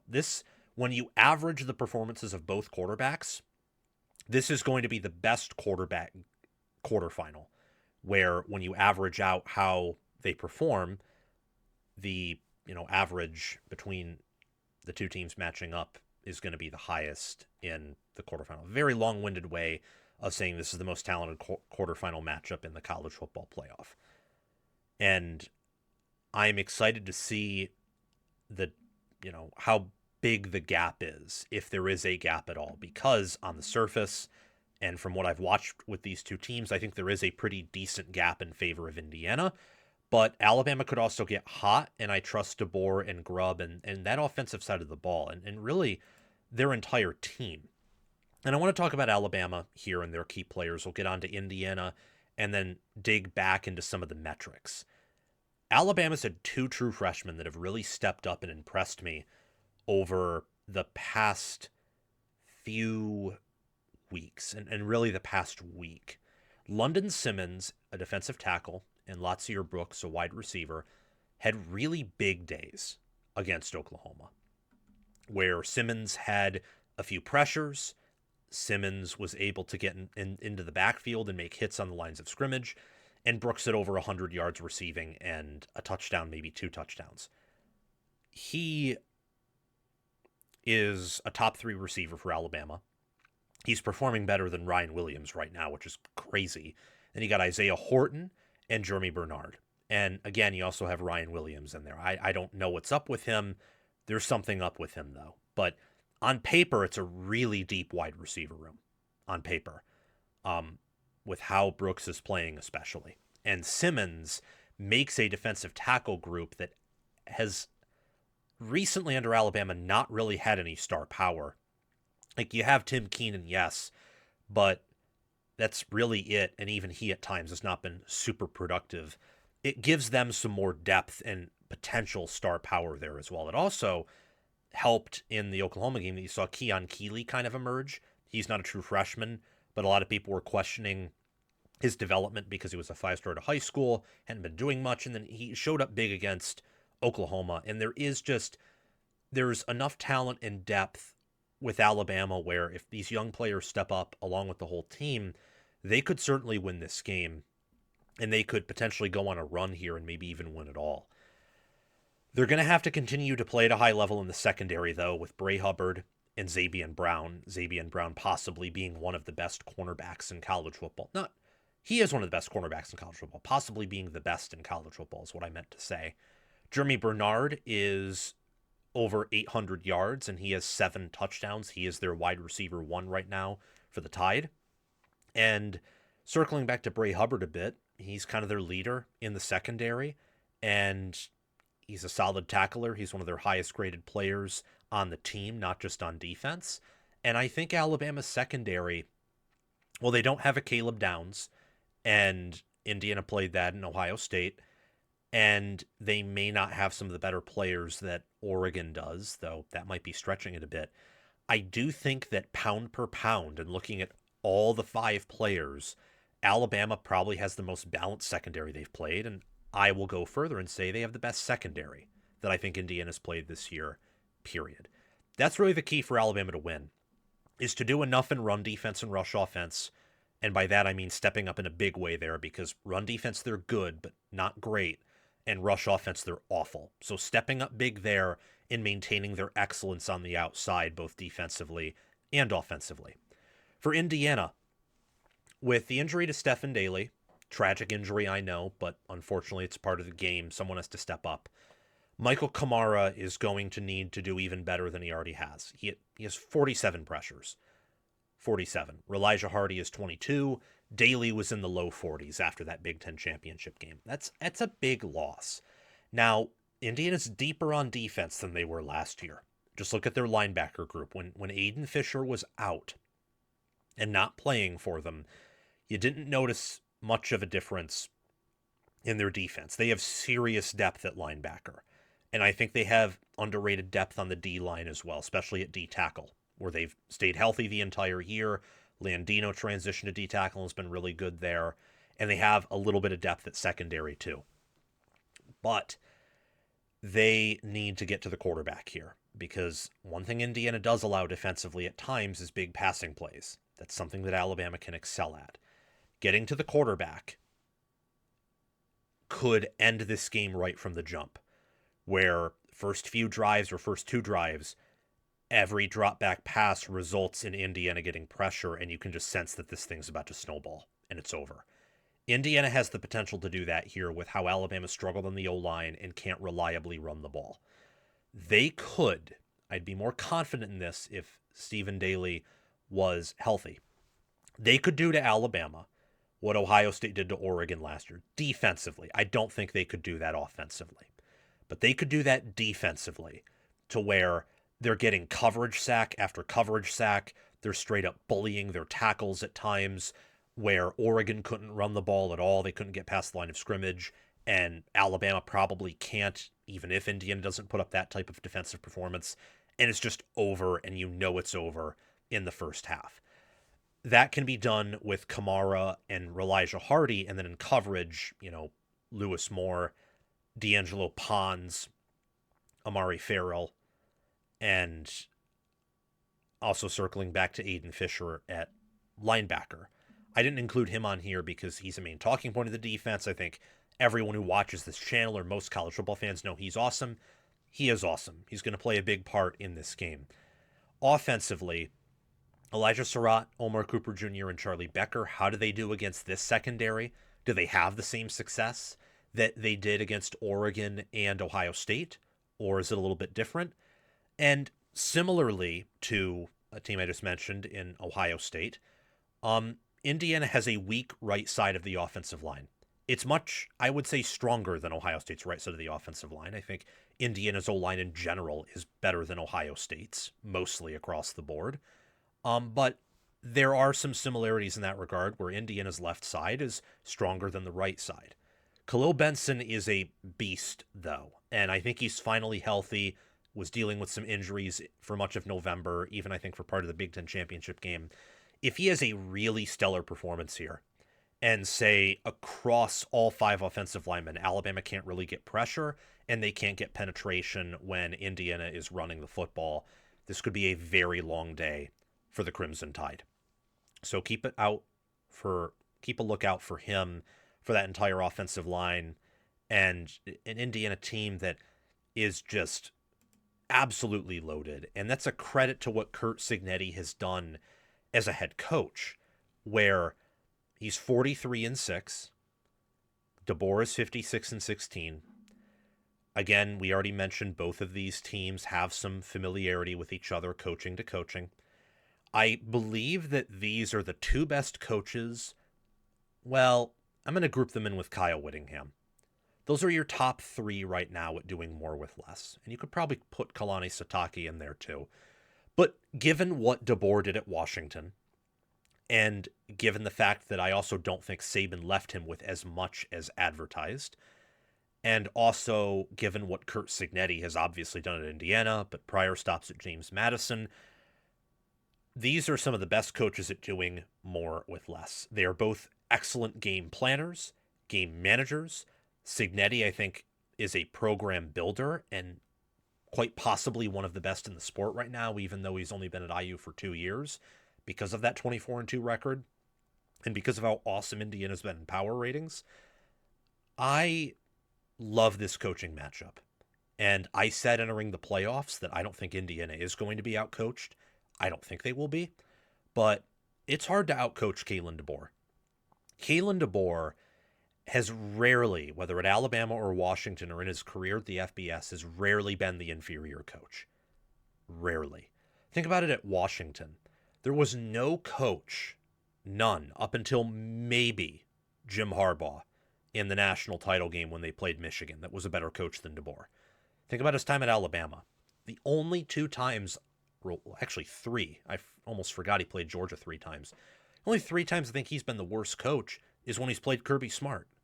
And this is probably the 4th time at Alabama in playing Curt Cignetti. I do believe that with how these seasons have gone, with how last season went for both teams, and the fact that Cignetti technically on paper is working with a lot less, I actually don't think he is. But that's another credit to the fact that he's done a better job developing his roster than almost anyone else in college football has. I do think he's the better coach here. So that is something interesting to keep in mind. Also interesting to keep in mind is the battle between Mike Shanahan and Kane Womack, and the battle between Bryant Haynes and Ryan Grubb. There's several elite coordinators, elite assistant coaches, and 2 elite head coaches that are going to battle it out in this Rose Bowl. Taking a look at some game on paper metrics, some pie charts, tons and tons of data, this only drives the nail in the board that Indiana is the better team. It's not disrespecting Alabama to say that. Alabama's one of the best teams in college football. Unlike a lot of people, I think Alabama deserved to make the playoff after that loss to Georgia. I do. They played a much tougher strength of schedule than Notre Dame and Miami.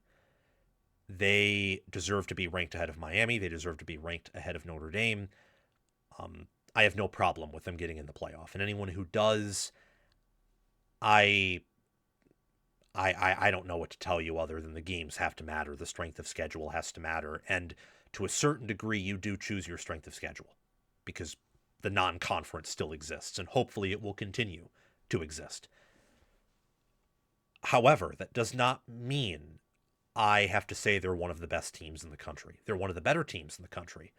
But Indiana is on the level of Ohio State. And if you factor out some of Georgia's early struggles, Georgia's also in that group, I do believe. And, the sports books reflect that in their odds. Oregon is power rated over Alabama and has been for much of the year, and the gap recently has kind of grown wider there. Texas Tech is power rated ahead of them. We already talked about how in a lot of metrics, Alabama is barely a top 10 team. In some cases, they're outside of the top 10. Look at these graphs and tell me, in what world is Alabama the better team here? Doesn't mean they can't play better on a given Saturday. Doesn't mean they can't win. Doesn't mean they can't cover. That's not what I'm talking about here. What I'm discussing is the fact that through 13 games for Indiana and 14 games of Alabama, we know who these teams are. We've seen Indiana beat an Oregon and Ohio State team who are better than Alabama. Definitively so. in the power ratings they are. And unless Alabama defies their low odds and power ratings to and also sportsbook betting odds to go on and win it all, and they beat Ohio State too, it's going to be very hard to say this is the best team that Indiana's played all season long. When Indiana's better in EPA per play, offensively and defensively, they are better in EPA per pass attempt allowed, EPA per rush allowed, better EPA per rush offensively, and EPA per pass offensively as well. They nail Alabama in almost all statistical categories that are important. The one glaring area that might be in Alabama's favor here, and it might be, not definitely, because explosive passes aren't only predicated on QB and wide receiver. They're also predicated on, can the quarterback have enough time to let the explosive pass develop? And does the other team tackle well? IU does pass rush and tackling very well. They are elite at both of those things. Explosive passing is the only area where Alabama has, I think, kind of a known edge over Indiana. And I think there's a variety of explanations there. I think that while Alabama has played a tougher strength of schedule overall, I do think that Indiana has played in Ohio State, in Oregon, in Iowa. They've played some really nasty and neat secondaries. They're also an RPO team, very heavy RPO. So a lot of, quick passes, running the ball. They operate differently than Alabama does offensively. Where Alabama, in part because of who they are, but also who DeBoer is much more pass first, and they're not very good at running the ball. And to have an effective RPO system, you got to be effective at running the ball to keep the defense honest. I think that while Alabama's a great team here, they're playing an elite team. And what I really don't like for Alabama is the fact that on paper they were supposed to have one of the best lines of scrimmage entering 2025. And you look at the line yards and the stuff percentage and the rush EPA and the average third down distance and the EPA and the havoc percentage. You look at all of those things and you quickly realize that Indiana is safer with the ball. They're more efficient, but they're much better on the lines of scrimmage. Like, they're in a different tier on the lines of scrimmage than Alabama is. And that is where I'm going to begin to probably segue into my prediction. I imagine that you guys already know where I'm going to a certain degree with this one, but let me continue my point in building my case here. Look at some more net stats and success rates. And again, net EPA per play per game on paper is strength of schedule adjusted. FPI is strength of schedule adjusted. ESPN's efficiency is too. It's not perfect because I have seen teams that when they start playing tougher schedules, those, not the power ratings go up when they win. The efficiency goes a little bit down. So it's not perfect, but Indiana, for context, has played a strength of schedule that is much tougher than it was last year. So this year, Indiana's strength of schedule is 28th. Last year, it was 35th. Last year, Alabama's strength of schedule was 20th. This year, their strength of schedule is 6th. And despite that, their game control, average in-game win probability is much lower than Indiana's. And their power rating is 2. Indiana's better on offense, defense, and special teams. They have the better rushing offense, rushing defense, passing offense, kicking, punting, you name it. They are better on the lines of scrimmage. The only area Alabama might be better in is the occasional explosive pass, which I think has a lot more to do with what they want to do. And also, maybe Alabama has a better pass defense. Secondary, I might be willing to say, and probably would say, that Alabama's a better secondary than Indiana. But it's not by this huge margin, and Indiana more than compensates for that with their pass rush and with their linebacker play. This matchup, to me, just screams Indiana here. And I think that some keys to this game are talent disparity, ratings disparity, film disparity, pass protection, and rushing offense. A lot of this relates to specifically what Alabama needs to do to win. Because I think this game very much tilts in Indiana's favor. And the reason the line is set where it is because if it is too high, everyone will hammer Alabama because they beat Oklahoma by double digits. People will see that and think they looked really, really good. They will see the logos and think that it's Alabama who just won and Indiana's been off of football for a month. And the line should be higher. It should not be this low. There is no world where the line should be this low. And not saying it should be double or triple what it is, but it should be closer, I think, to 10 than it should be to 6. The only thing that really goes Alabama's way here is the talent disparity. But we've seen this play out where Indiana went on the road and controlled Oregon.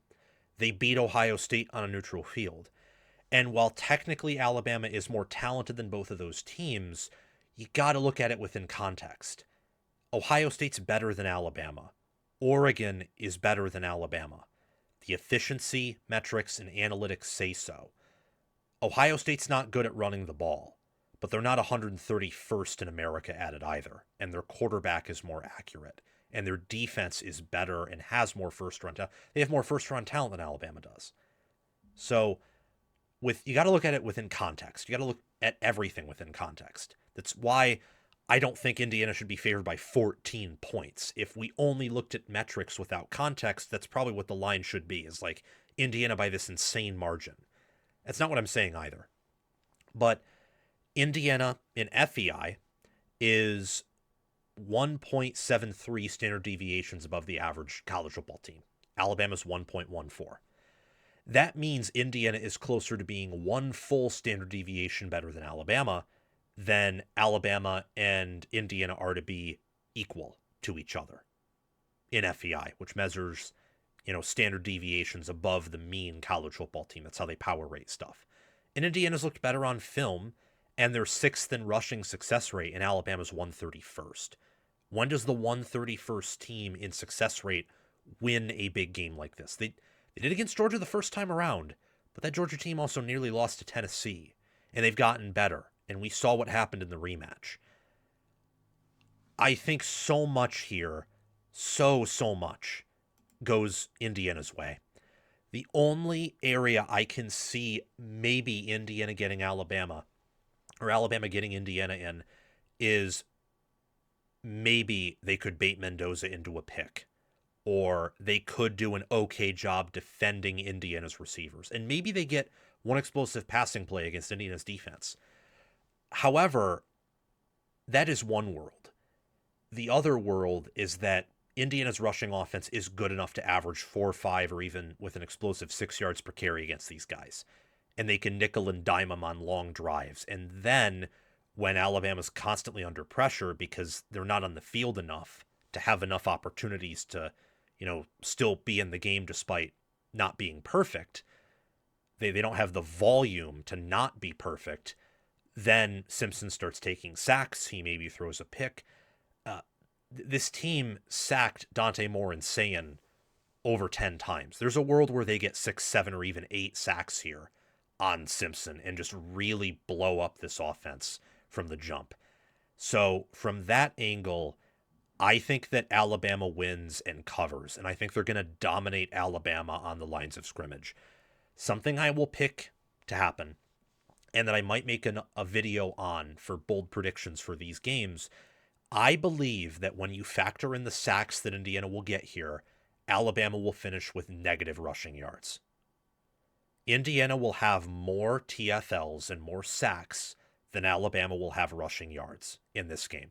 When you factor in sacks and sack yardage with rushing yards, which college football does for whatever stupid reason, but they do, Alabama will finish with negative rushing yards. I'm fairly confident that will happen, and I'm very confident Indiana wins and covers this thing.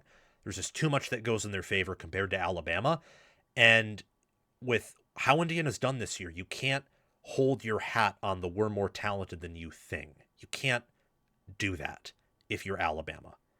You can't. It's not going to happen. Not the win. You can win. but the win because you roster them is not going to happen. If you win, you will win because of reasons we've talked about with the explosive passing game and doing a good enough job in passing defense to turn over Mendoza one or two times. Indiana will not be rostered here. They will either be beaten straight up or they will beat you straight up. And this reads much more the latter than the former because they are that much better on the lines of scrimmage. They are that much better at running the ball. They can actually run a game control offense and philosophy. Alabama really struggles at that. And they're better in metrics. They're better on film. And honestly, they are straight up just, when factoring in development, more talented than Alabama at certain positions. To close off the college football playoff quarterfinals, we have a rematch from the regular season. In the regular season, Georgia beat Ole Miss 43-35 in Athens. Now, Ole Miss and Georgia rematch in the Sugar Bowl. Both 12-1. Ole Miss is the 6th seed. Georgia is the 3 seed by virtue of winning the SEC championship game with only one loss. And Georgia is favored by 6.5 points. And there is a bit of a twist here, as Lane Kiffin is no longer with the Rebels. Obviously, he's with the LSU Tigers. It'll be a Pete Golding versus Kirby Smart game, 12-1 versus 12-1 on a true neutral field in the Sugar Bowl. Before we begin and we dive in and figure out whether or not Ole Miss has a chance, or this is Georgia's game to take home, or Ole Miss maybe has a better matchup this time than they did in the regular season, make sure to like, subscribe, hit the notification bell, and be active in the comment section. Tell me your thoughts on this game. And follow the link in the pinned comment to go to my playlists tab on my main channel page to hit the notification bell for the Ole Miss football analysis with Sam and or the Georgia football analysis with Sam podcast, where I cover Ole Miss or cover Georgia. Just tag my videos relating to those two teams in those respective playlists if you're an Ole Miss fan or Georgia fan, or maybe for whatever reason you have an affinity for both of those teams. Let's get into it and check out the data and more specifically the statistics of the regular season matchup on October 18th. Georgia outgained Ole Miss by 159 total yards. They had more passing yards and were more efficient in the passing game. They had more rushing yards and were more efficient there. They had a 15-minute possession advantage. They were 6 of 11 on third down. They had 34 first downs. It read, honestly, like a pre-2023 clock rule game with how many points were scored. Pre-2023 clock rules, with how this game turned out, would have resulted in a final score like high 50s to high 40s in favor of Georgia, where my friend and I were watching this game, and despite how many points were scored, it did feel like a condensed game still. That's the impact of the 2023 clock rules, is a game like this back then would have been Texas Tech, Oklahoma-esque. But now it's just a score that's capped in the high 30s, low 40s because of how the clock does not stop when you go out of bounds or when you get a first down, unless it's inside the 2-minute warning. So it was a shootout, to say the least. No defense, all offense. The only defense that showed up was Ole Miss's when they occasionally forced Georgia to kick a field goal instead of a touchdown, but Georgia never punted and scored on every drive.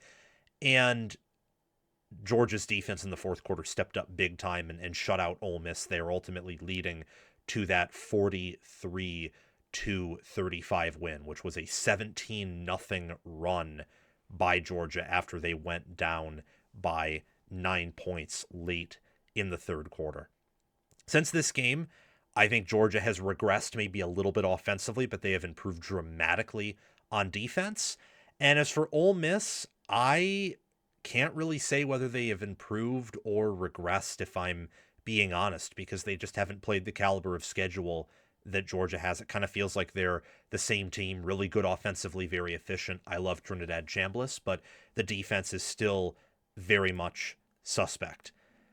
What the current metrics say about this game is that Georgia has a 60.1% chance to win. At least that's what FPI is saying.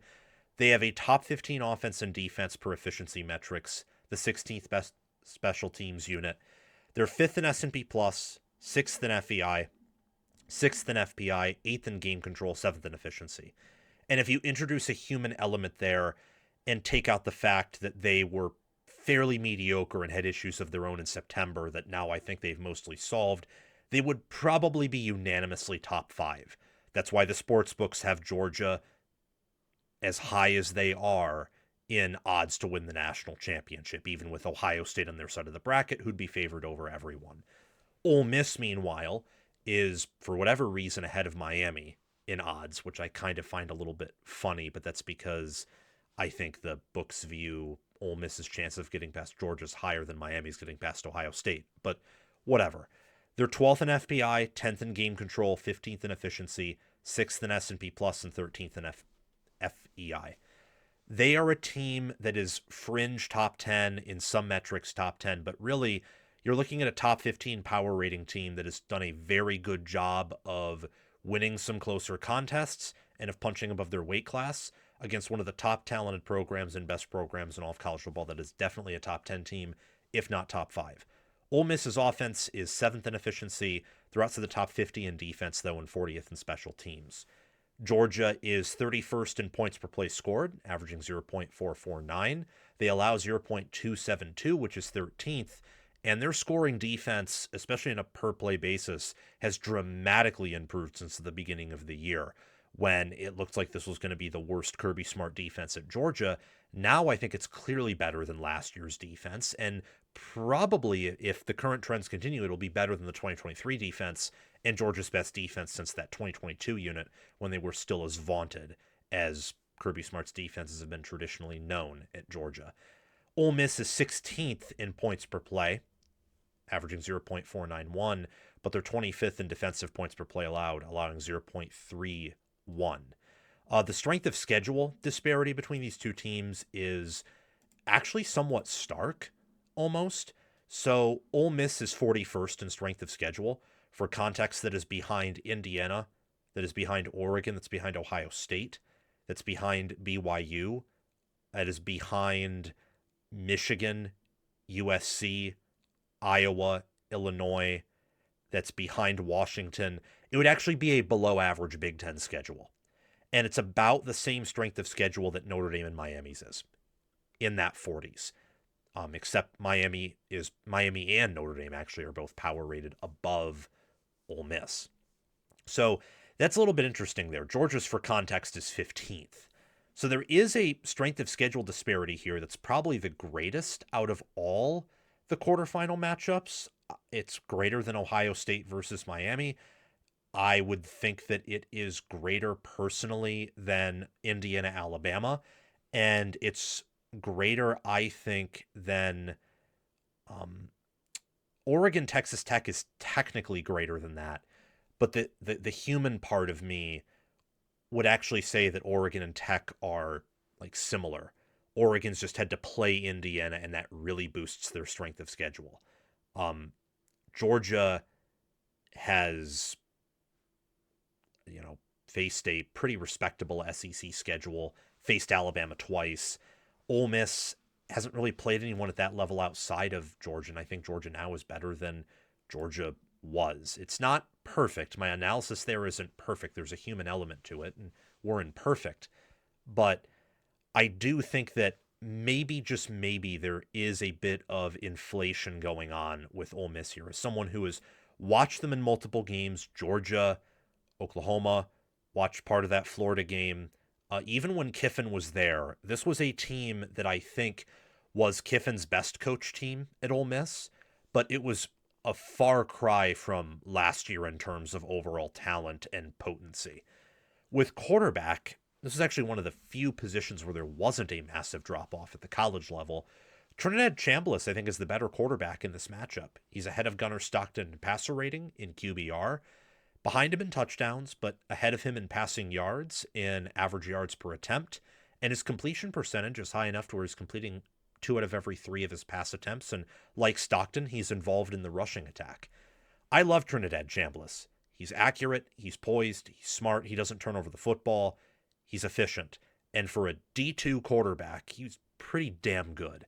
And now he's playing at the FBS level, the Power 4 level in the SEC, as one of their better quarterbacks. If there is something that Ole Miss has an edge over Georgia here, it is the quarterback position. And that's especially true because Stockton, I think, over the past few weeks, months, has regressed a little bit. And I would say that Chambliss has stayed about the same, if not improved. So I'm glad to see that it looks like he's going to be healthy, despite, him temporarily going out of that Tulane game. As for Gunnar Stockton, I imagine that Kirby Smart and Mike Bobo having a Broyles Award caliber year this season, will put together a good game plan for him, and he'll probably come out playing pretty well.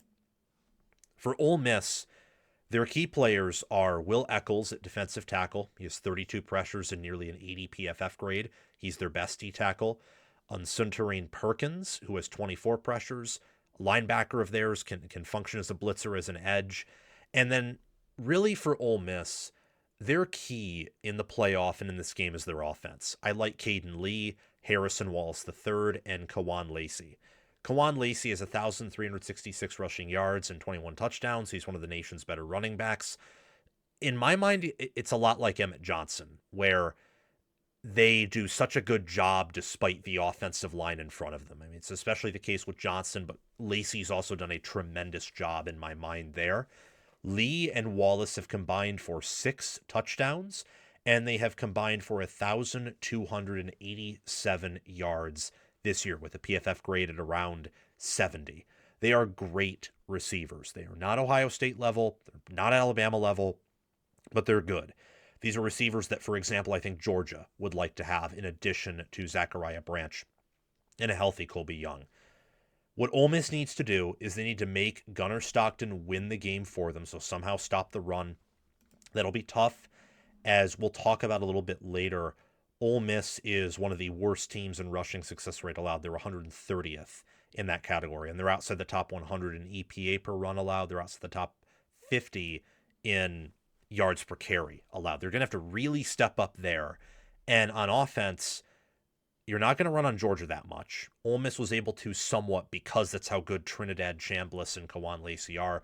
They're going to have to do what they did the first time around, which is be so good in passing and your receivers function at such a high level that Georgia struggles to just man up on you, and they can't really help their defensive backs in the way that they want to. For Georgia, it's all about getting pressure on Chambliss. It's all about shutting down Ole Miss's rushing attack and doing what they did in the fourth quarter of the regular season matchup, where when the game was on Chambliss and he had to carry it, you saw his talent limitations, where, look, he's really, really good, but he's not elite. He's not this high-end superstar NFL quarterback, at least right now, and I don't know if that's in his future. That's what they need to do from the jump here. And with Christian Miller and CJ Allen and Raylan Wilson and Chris Cole, and they're all healthy right now, that is the deepest linebacker group in America. Might be the best. It's up there with Ohio State. It's up there with Indiana. Those are, and Texas Tech. Those are your top 4 linebacker cores right now. What Georgia has to do is attack Ole Miss anything from the tackles between, because their receivers will sometimes beat you. They're that good, and your defensive backs have had some issues. But make it a game that is about pass protection and about making sure they only get 1 or 2 yards per carry instead of 3, 4, or 5, or maybe Kawan Lacey breaks one off, as he's so good at doing. KJ Bolden is going to need to continue to do an awesome job making sure that big plays don't happen, making sure he prevents any big plays from happening, or that he, is effective at tackling. He has 41 tackles on the year. For Georgia, the only key offensive player I'm paying attention to here is Zachariah Branch. 81.6 PFF grade with 744 yards and 5 touchdowns. He's their best receiver and one of the more athletic receivers in college football. He's not perfect. He's not Jeremiah Smith, but he's damn good, and he might actually be the best receiver in this game, which sounds weird because when you think Ole Miss and when you think Georgia, you think the one area where Ole Miss is better than Georgia, that's probably receiver. But while I would say that's the case in terms of the overall room, in terms of wide receiver 1, Georgia may have that in this matchup. The coaching matchup here, I'm going to keep it short and keep it sweet, because while Pete Golding head-to-head is 4-3 against Kirby Smart, a lot of that has to do with when he was a coordinator. So Defensive coordinator at Ole Miss, he is 1-1. When you look at his defensive coordinator time at Alabama, 21, he won, and then lost another. 20, he won once. And in 2000, and I believe it was 18. Yeah, when he was the de facto defensive coordinator, he took over for Tosh Lupoy. Another win. The losses to Kirby Smart, we already discussed one at Ole Miss. There was another at Georgia, and there was this year. So 4-3 as the defensive coordinator. He's 1-0 as a head coach, only win over John Summerall and Tulane. Smart is 117-20. I think Golding at this point is just still that trusted defensive coordinator that a lot of different coaches respect, and Ole Miss is trusting him with their program, but there's not much else to say. This is going to be a pretty big game for Golding. It's not defining particularly, but I think it's a pretty big game. If they can somehow win this, it's going to be because Golding, in a way, does something that Kiffin could not do or did not do, and somehow beats Smart, or Georgia just has a very bad game. For Georgia, they have the best coach in America so far. So right now it's a race between Smart, Cignetti, and Day. I would put them in that order right now. Day is the most ground to make up. Cignetti has some more ground to make up, and Smart's in that number one spot right now. Just the game management, the script flipping that I see in games, the ability to take control when it feels like you're losing momentum. Kirby Smart's elite at all of these things. I think he's the best game day coach in college football, and I care about that more than anything else. So, best coach in football as of right now, up against a very new college football head coach that certainly favors the Bulldogs here. The game on paper metrics, just some nice graphs for all of you to look at and try to understand who these teams are and where their advantages are. So, Ole Miss, their offense on paper actually matches up quite well with Georgia's defense in some instances, in terms of pressure and havoc plays, passing success rate, yards per drop back. Really, this game reads similarly to the last one in current metrics, where Ole Miss is going to be able to reliably convert third down, and they should be able to have an advantage in passing the football and preventing Trinidad Chambliss from being pressured. They will not really be able to run on Georgia that much, if at all, though. So it's going to be a Trinidad Chambliss, Caden Lee, DeJon Stribling, and Harrison Wallace III game, and that's really going to be it. If there are any issues with the Ole Miss passing attack or Georgia makes a great play, then that's kind of it for that drive. They're not really going to run on Georgia's defense here. For Georgia's offense against Ole Miss's defense, it's a little bit different. This profile similar to the last matchup, where Georgia should be able to have an edge running the football. They should also convert third down pretty easily. They should do a good job making sure that Gunnar Stockton is never pressured, and they should be able to not generate a ton of explosive plays, but slowly but surely carve up Ole Miss and win the TOP.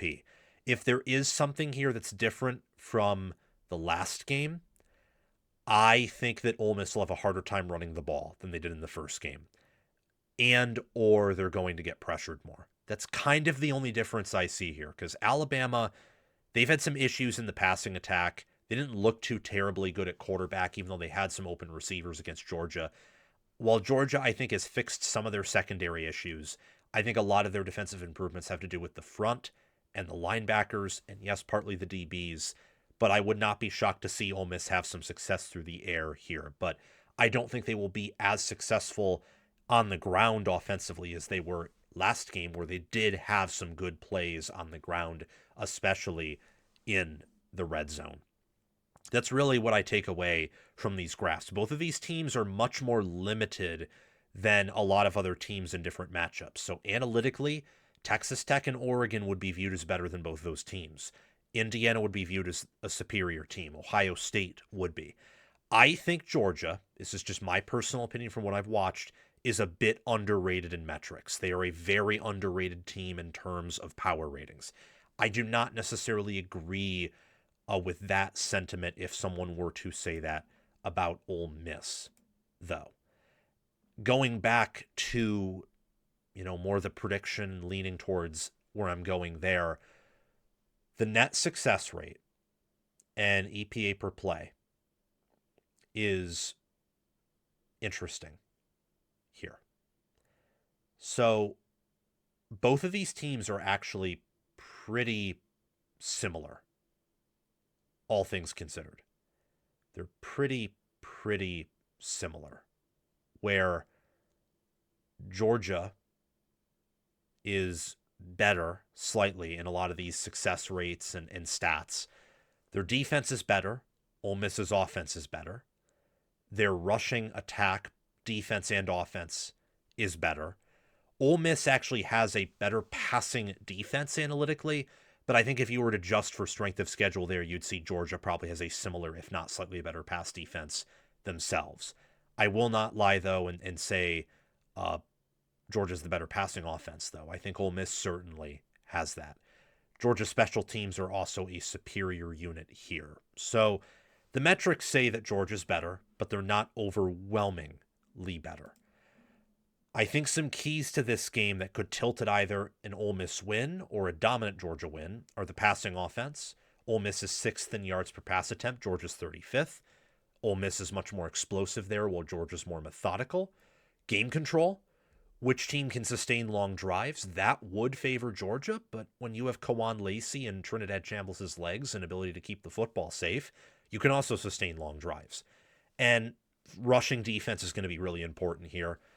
Really important, because if Georgia can run and Ole Miss cannot, and Georgia can still pass the football, then they're going to create these long drives, and they're going to put Ole Miss behind the 8 ball pretty quickly.